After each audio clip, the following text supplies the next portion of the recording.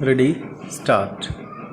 The Goods and Services Tax Council, entrusted with overseeing the 7-year-old indirect tax regime, is slated to meet on September 9. This would be its second sitting in under 3 months after a 9-month pause. The council, whose parleys are stayed by the Union Finance Minister with the states' representatives, are critical for resolving taxpayer challenges and setting broader policy direction, out to meet regularly at such frequency. A key expectation from the upcoming meet revolves around the much-awaited review of GST's complex multiple rate structure.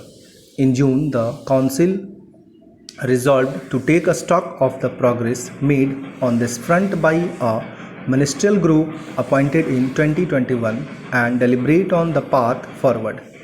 However, going by State Minister recent submissions to the government of progress is likely to be slow and arduous, with most members signaling an aversion to shake things up when revenues are healthy. Ideally, the Council should at least set a timeline for concluding the group's deliberations and nudge it to come up with a couple of alternatives for the revamped rate structure if consensus is difficult to attain. These could be deliberated over by the Council, possibly with some public feedback incorporated beyond the broader revamp. The Council could also be briefed this time on the feasibility of reviewing the 18% GST levy on individual goods and services such as health insurance and life cover that have attracted attention recently within and outside Parliament. These have been assessed by officials in the past too, without resulting in any change in stance.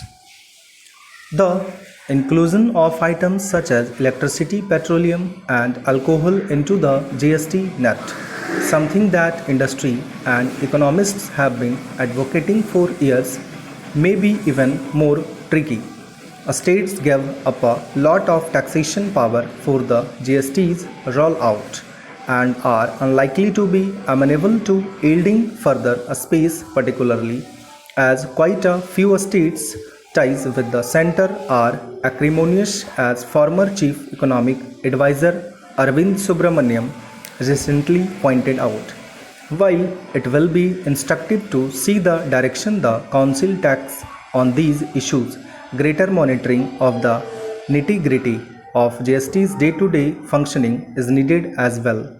Revenue trends remain healthy with about 10% growth this fiscal, but the pace of refunds to taxpayers has been unusually uneven. Net GST